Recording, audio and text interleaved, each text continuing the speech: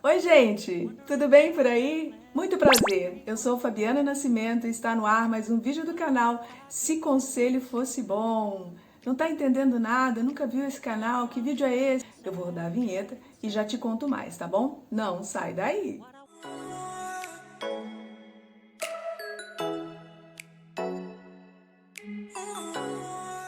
Agora sim, voltamos com mais uma história no canal Se Conselho Fosse Bom. Em primeiro lugar, eu não posso começar esse vídeo sem antes agradecer a você que participou do primeiro vídeo. Sim, esse é o nosso segundo vídeo. É um longo caminhar, eu sei disso.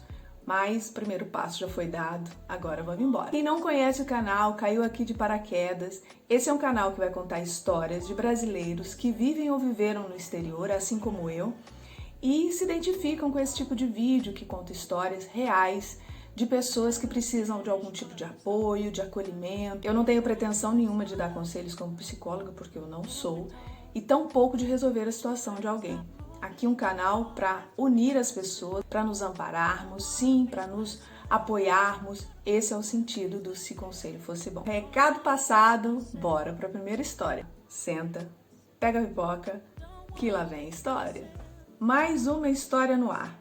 E essa eu posso dizer com toda certeza que vai ser uma história muito difícil de eu narrar. E eu tenho certeza que você aí do outro lado também vai ficar bem incomodado com tudo que vocês vão ouvir. Mas é preciso falar, de alertar as pessoas, de apoiar as pessoas. Esse é o papel nosso também. A história de hoje é de uma brasileira que mora em Londres há mais ou menos 3 anos. Essa história, antes mesmo dela ser contada aqui no canal, essa brasileira já deu um depoimento para a Vogue do Brasil. Só que para nós aqui do canal, ela complementou com algumas coisas que na época da entrevista para a Vogue, que foi no começo de novembro, ela não citou. Então aqui a gente vai ter com alguma exclusividade alguns itens aí que ela achou importante falar. O nome dessa moça é Juliana. Então, vamos à primeira história de hoje. Oi, Fabi, tudo bem? Tudo bem. Espero continuar bem. Queria dizer que foi um prazer falar com você. Segue aí o texto, atualizado, mas também adicionei um outro relato embaixo que achei interessante. Mas antes de narrar a história da Ju, eu gostaria de ler para vocês uma coisa muito importante. O estupro é o ato de forçar alguém, através da violência ou de intimidação, a ter relações sexuais contra a sua própria vontade. No Brasil, são enquadrados como crimes hediondos, expressamente previstos na Lei nº 8.072, de 1990. A Juliana começa a sua história assim. Nós nos conhecemos no final de setembro de 2018, em um pub, em Londres. Poucos meses depois de eu chegar à cidade. Quando o vi pela primeira vez, não achei que fôssemos ter alguma coisa, porque ele não faz exatamente o meu tipo. Tem cara de menino e eu gosto de homens com traços mais fortes. Achei inclusive que ele não era heterossexual. Naquele dia, eu estava emburrada, não queria muita conversa. Só que como minha amiga havia me deixado sozinha por alguns instantes, resolvi dar atenção para passar o tempo. Durante o bate-papo, ele me perguntou o que eu fazia em Londres e contei ter começado uma empresa que oferece experiências gastronômicas pela Europa. E ele pareceu bastante interessado. Lembro que em um determinado momento, ele quis me dar um abraço. Achei estranho, nós havíamos acabado de nos conhecer. Quando a minha amiga voltou, eu estava pronta para ir embora. E ele pediu meu contato, dizendo que gostaria de me conhecer melhor. Mas falou que teria que memorizar o número, porque o seu celular estava sem bateria. E eu não estava muito interessada, mas dei meu número. Havia pessoas dançando em nossa volta e a música estava muito alta. Achei que ele nem tivesse escutado o que eu tinha dito. 4 horas depois de irmos embora, ele me mandou a primeira mensagem. Marcamos de nos encontrar uma semana depois. Quando cheguei no local, ele disse que seu cartão havia dado algum problema e pediu para eu pagar a entrada dele, que custava 4 libras, cerca de mais ou menos R$ 33, e depois me reembolsaria. Eu não me dei conta, mas este seria o padrão que ditaria o nosso relacionamento. A inteligência dele é brilhante. Ele se formou em psicologia na prestigiada universidade na Inglaterra, tem conhecimentos em programação neurolinguística e hipnose. Ele também toca piano clássico como concertista profissional e ainda luta artes marciais. Parecia um homem incrível, que só precisava de um empurrão para alcançar o sucesso. Talvez o grande mal das mulheres, e me encaixo nisso, é que a gente sempre vê a pessoa como pode ser que ela melhore, pode ser que basta eu estar na vida dela, basta um pouco de incentivo da minha parte, e a gente não se atenta para os sinais que são dados de uma pessoa perigosa. Mas todo o seu conhecimento foi usado para me manipular. Ele acabou se mudando para minha casa, me fez pagar pelos seus gastos e me afastou de todos os amigos que alertaram sobre o nosso relacionamento. Nada disso havia aberto meus olhos para o destino terrível que me aguardava. Em uma noite de fevereiro de 2020, ele me ofereceu ketamina. Para quem não sabe, ketamina é tipo um anestésico. Eu era muito Caxias e não usava drogas.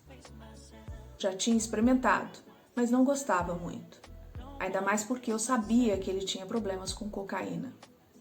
A partir de agora, vocês vão ouvir o relato de uma pessoa frágil, agredida, violentada e que precisa que esse depoimento dela seja um alerta para você que pode estar aí do outro lado e não se dá conta dos riscos que está correndo. Horas depois, acordei na cama da minha casa, desorientada. Tentei movimentar meus braços e percebi que estava amarrada com o cinto do roupão dele. Engraçado que essa mesma peça foi usada por uma ex-namorada dele que tentou se enforcar. É isso que ele faz. Deixa as companheiras em uma situação de tanto desespero que elas buscam soluções radicais para diminuir seus sofrimentos. Eu mesma cheguei a tomar vários comprimidos dele, sem saber o motivo. Quando abri os olhos, eu o vi parado na minha direção. Eu não podia acreditar que aquilo era real. Então ele pegou o meu computador e colocou um vídeo mostrando como me estuprou enquanto eu estava inconsciente e amarrado. Para mim, ele age como psicopata. Sente prazer em controlar as pessoas. No áudio, é possível ouvi-lo narrando tudo o que estava acontecendo. Naquele momento, meu corpo apagou. Eu não suportava encarar aquela realidade. Eu estava em negação, só queria que aquilo acabasse. Eu fui tão manipulada que, mesmo depois do estupro, continuei com ele por mais algumas semanas.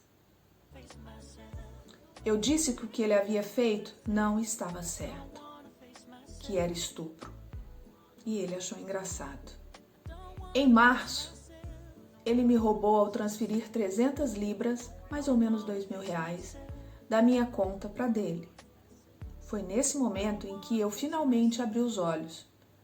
É curioso eu me dar conta somente dessa circunstância, levando em consideração o estupro. Mesmo com medo de sua reação, eu coloquei um ponto final no relacionamento. No dia seguinte, ele ameaçou enviar o vídeo de estupro para o meu pai. E eu decidi que não seria chantageada e eu denunciei a polícia. A polícia o considerou procurado. Eu tinha de bolar um plano para conseguir pegá-lo. Mandei mensagem dizendo que iria embora do Reino Unido para voltar ao Brasil. E ele pediu para me encontrar para se despedir. Quando ele chegou na frente da minha casa, a polícia, que estava de sobreaviso, o prendeu. O engraçado é ela ter que bolar alguma situação para que ele mordesse a isca e fosse pego, né?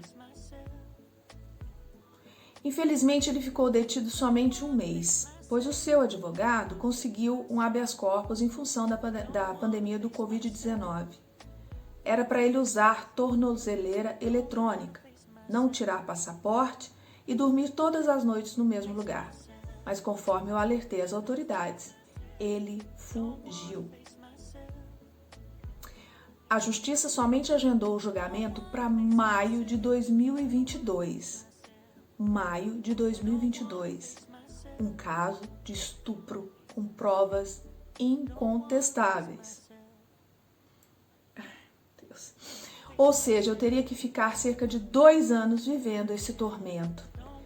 Desesperada sem poder trabalhar em função dos danos psicológicos que sofri e temendo que ele viesse atrás de mim, escrevi uma carta de próprio punho ao juiz que o libertou, dizendo que eu não poderia esperar tanto tempo para me sentir protegida. E aí o julgamento, então, foi remarcado. Ainda assim, é muito tempo, né? É muito tempo para uma pessoa que foi violentada, para uma pessoa que está acuada. É muito tempo. Eu ainda estou na fila esperando atendimento psicológico. Hoje não tenho mais vida, não saio mais de casa. Tenho muito medo, pois ninguém sabe onde ele está. A única pessoa que está presa sou eu. Na grande maioria das violências que as mulheres especialmente sofrem de estupro, elas acabam tendo que se afastar de tudo, de todos, em prol da sua própria segurança. É muito triste a gente ouvir um relato desse num país que é referência de tantas coisas positivas. Sinceramente, eu não entendo como que as coisas elas não são vistas com mais rigor. Será que é porque ela é brasileira? Será que é porque ela é mulher? As outras ex-namoradas dele também sofreram abusos. Uma delas chegou a reportá-lo para as autoridades, mas retirou a denúncia. E eu não a culpo, porque as mulheres são desacreditadas pelo sistema tanto aqui quanto no Brasil. Eu não suportaria ficar calada, não conseguiria dormir à noite sabendo que o tipo de pessoa que ele é e do que é capaz de fazer com outras mulheres. Eu conversei com a Juliana pelo telefone. É uma mulher forte, determinada, está focada na justiça, está focada que esse caso com ela tenha uma punição devida e que sirva de alerta para todas as outras pessoas, inclusive para as ex desse. Não sei nem o que eu digo, gente. Eu não sei se eu chamo de psicopata, de criminoso, de bandido, de mau caráter. Eu acho que cabe tudo, né? Cabe tudo isso. Juliana, você não está sozinha, tá bom? Eu sei, como mãe que sou, eu te falei que eu temo muito pela tua vida. Eu te falei para você se proteger, eu te falei para você se cuidar. Eu estou à disposição de você para conversar quando a solidão bater. Eu tenho certeza que muitas pessoas estão fazendo isso em sua causa. Eu estou aprisionada. Sinto que estou sendo punida por denunciar e fazer o que é certo. A própria superintendente da polícia me avisou que eu não seria a última vítima dele. É por isso que decidi fazer este relato. Quero ajudar outras mulheres que viveram situações semelhantes à minha e que também não tiveram apoio. Penso em vender a minha empresa para me dedicar a esta causa. Acho que encontrei o meu propósito. Esse trecho todo aqui que eu narrei é o trecho que está na Vogue. Então, eu convido a todos vocês, caso queiram ler mais sobre, na Vogue do Brasil ela fez esse relato. Agora aqui para nós, ela complementou. Acho que desde março até agora, eu tive um tempo para processar tudo. Muitas pessoas acham que não é tempo suficiente para superar um trauma desse. Ju, nunca será um trauma superado. é o tipo de violência que vai ficar sempre latente em você. Infelizmente, é um trauma que você vai ter que conviver o resto da sua vida. É claro que cada um administra de uma forma, óbvio, somos seres diferentes, mas é uma situação que vai estar sempre latente em você. Mas a verdade é quando estou aqui em prisão domiciliar, desde que meu ex foi solto, ele foi solto, gente. Ele está solto. Não tive muito para onde correr.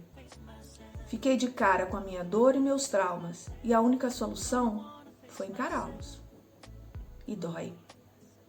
E foram inúmeras noites sem dormir, ou pior, acordando no meio da noite, como se de um pesadelo e percebendo que o pesadelo é real. Que essa era a minha realidade.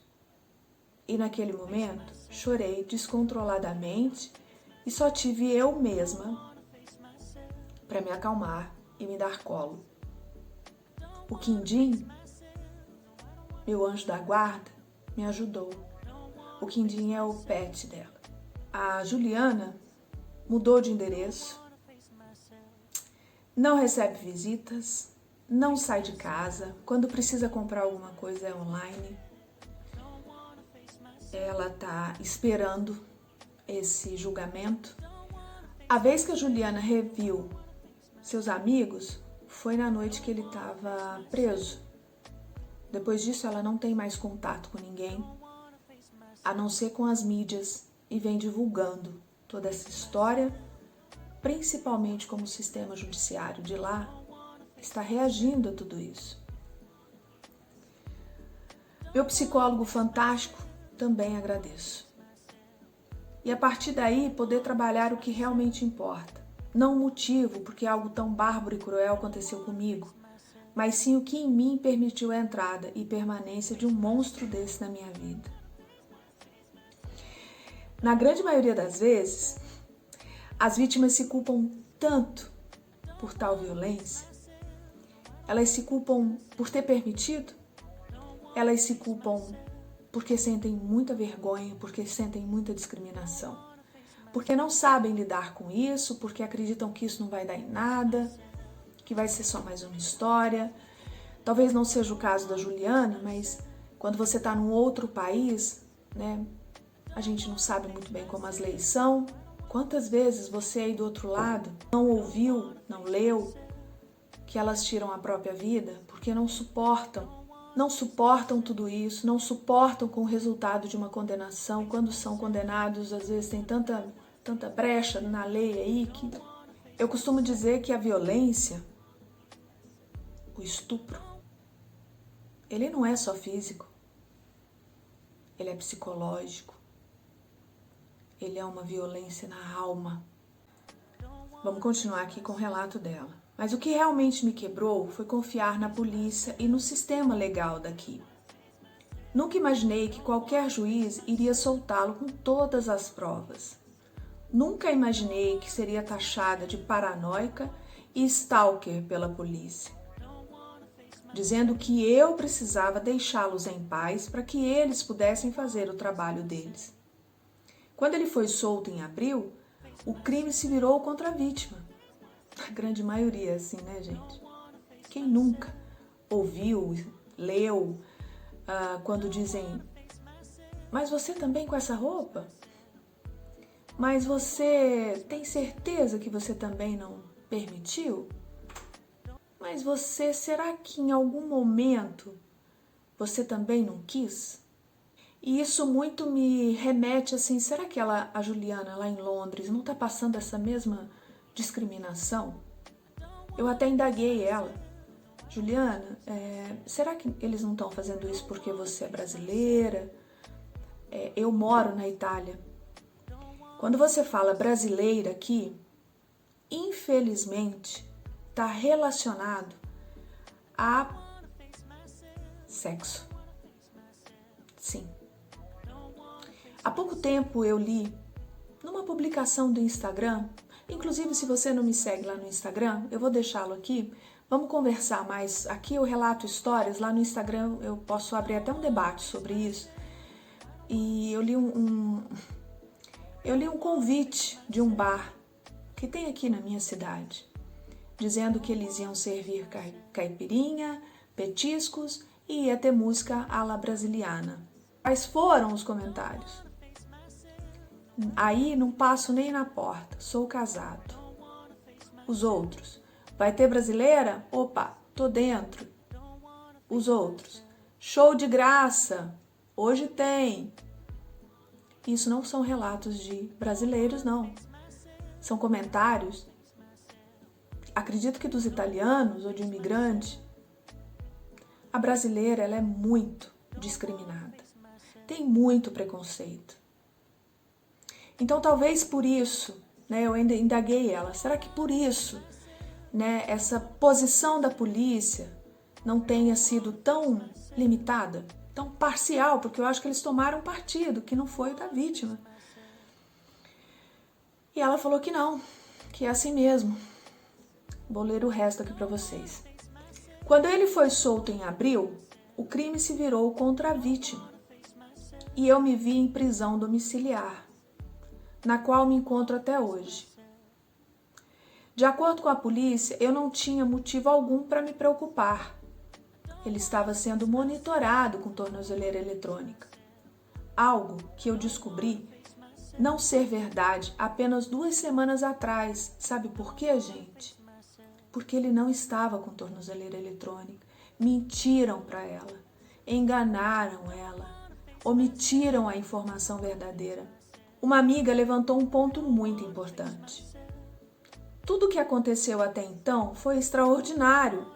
Não seria inteligente da minha parte contar com a improbabilidade. E tudo o que eu disse que iria acontecer lá em abril, aconteceu. Ele fugiu, a polícia até hoje busca por ele. Sabe quando que ele vai aparecer? O abuso que sofri pela polícia, pela promotoria daqui, pelo juiz e pelo sistema legal foi mais traumático que o próprio estupro em si. Confiei a minha vida acreditando na justiça e que estaria segura, mas eu não estava. Na verdade, você não está, Juliana. Isso me quebrou. E a maior reflexão foi se esse abuso aconteceu comigo, que tem provas inegáveis do crime, o que não acontece com outras vítimas? E isso me despertou a vontade de lutar pela causa e falar abertamente do meu caso tão absurdo, para que isso não aconteça mais. Para que eu possa estender a minha mão e dar cola a todas as vítimas que se sentem sozinhas, desamparadas e, acima de tudo, desacreditadas. Eu estive nessa situação e sei qual dolorosa e cruel ela é. E essa é a minha missão.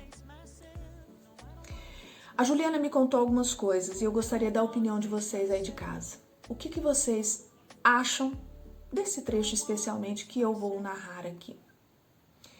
Ela me falou que o sistema judiciário de lá, prestem atenção, não permite contato tanto da vítima quanto do réu com os seus advogados. Você não pode ter contato com eles. Você só os encontra no dia das audiências. Como que é feita a defesa? Como que é feita a acusação? Mediante os fatos. Você não argumenta com eles. Para que isso não os envolva, eles precisam olhar o caso como um caso. Simples, prático. O estupro é o estupro. Não tem envolvimento com vítima, não tem relacionamento. A vítima não conta, a vítima não... Não. Gente do céu. Eu devo estar no mundo errado. É assim que está sendo com a Ju, lá em Londres. Sozinha, presa em casa, esperando um julgamento de um cidadão que está foragido, com dor na alma, esperando, aguardando tudo isso ter uma definição legal. É isso, gente. A história de hoje é uma história que mexe muito comigo. Eu acredito que com vocês também. Você é uma vítima de uma violência e de repente isso não tem importância. Você é uma estatística? É isso, gente? Escreve para mim aqui nos comentários o que você está achando dessa história. Qual é o teu ponto de vista? Por favor, é importante para o canal, é importante para a Juliana ler, é importante para nós nos apoiarmos, é importante a sua opinião. O estupro acontece a partir do momento que não há o consentimento de uma das partes. E o que esse homem fez foi estuprá-la, violentá-la, ameaçá-la, expô-la. Não é possível que isso vai ficar assim. Não é possível que o vídeo que a Juliana tem, que inclusive feito pelo criminoso, não tenha peso. Aí você me pergunta, não mostraram? Vai ser mostrado na última audiência.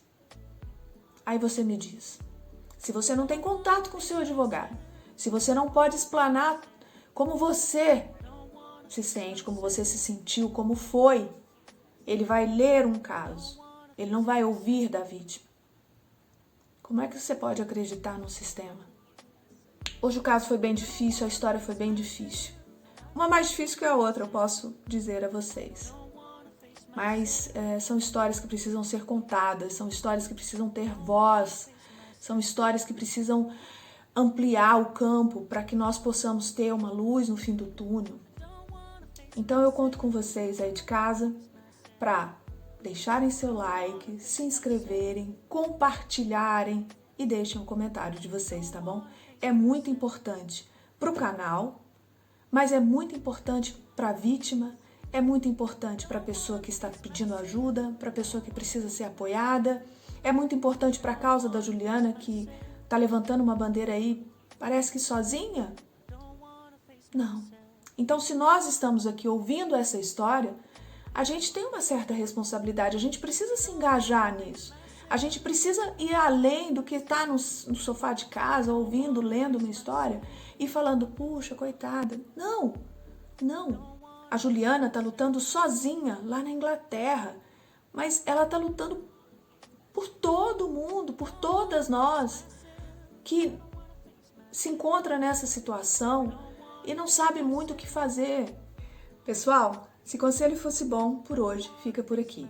Eu agradeço muito você aí do outro lado, como sempre, e peço novamente, deixa seu like, se inscreva no canal, compartilhe essa história, vamos fazer crescer esse canal aqui, vamos torná-lo forte e no próximo encontro tem mais histórias para você. Tchau! Eu quero mudar essa lógica de uma sociedade patriarcal que diminui a mulher.